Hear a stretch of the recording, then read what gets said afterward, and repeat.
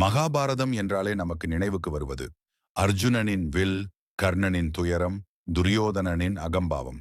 ஆனால் அந்த போரில் இன்னொரு நாயகனும் இருந்தான். அவன் பெயர் கடோத்கஜன். அவனது கதை அதிசயத்திற்கும் தியாகத்திற்கும் ஒப்பானது. கடோத்கஜன் பாண்டவர்களில் ஒருவரான பீமனின் மகன்.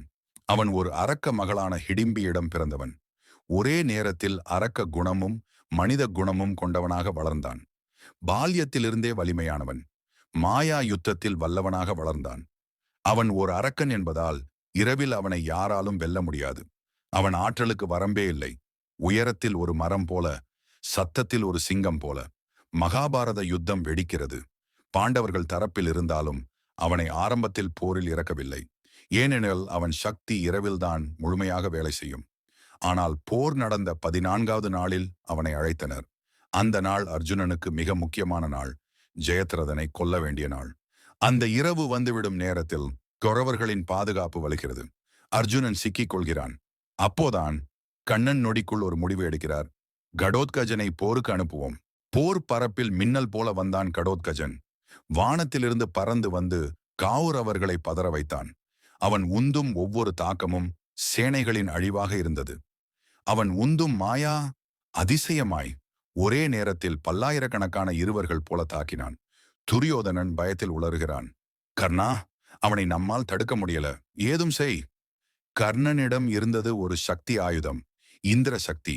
அது ஒரே ஒரு முறையே பாய்த்திட முடியும். அவனது வாழ்க்கையின் முக்கிய சூத்திரம். ஆனால் அர்ஜுனனுக்கே எதிராக அதை வைத்திருந்தவன் இப்போது அவனை பயத்தில் எடுத்து கடோத்கஜனை நோக்கி வீசினான். அந்த சக்தியால் கடோத்கஜன் தாக்குண்டான். அவனது உடல் வானத்திலிருந்து கீழே விழுந்தது. அந்த விழும் உடல் மட்டும்தான் ஆயிரக்கணக்கான கௌரவர்களை களைந்தது. அந்த உடனடி பலி யுத்தத்தில் ஒரு பெரிய திருப்பு முனையாக மாறியது. அந்த காட்சியை பார்த்த அர்ஜுனன் கலங்கி கண்ணனை பார்த்து சொல்கிறான், இவனும் நம்மடையவன். அவன் உயிர் போனதே நியாயமா? கண்ணன் சிரித்தபடி பதில் அளிக்கிறார். அர்ஜுனா, இப்போது கர்ணனிடம் அந்த சக்தி ஆயுதம் இல்லை. அவன் அதை கடோத்கஜனுக்காக செலுத்திவிட்டான். இதற்கு பிறகு அவனிடம் உன்னை கொல்ல எந்த விதத்திலும் வல்லமையும் இல்லை. கடோத்கஜன் ஒரு வீரனாகத்தான் இறந்தான். அவன் உயிர் நீதான்.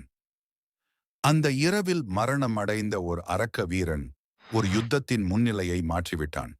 அவன் பெயரை எல்லோரும் மறந்தாலும் அவனது தியாகம் கண்ணன் மனதில் என்றும் இருக்கும்.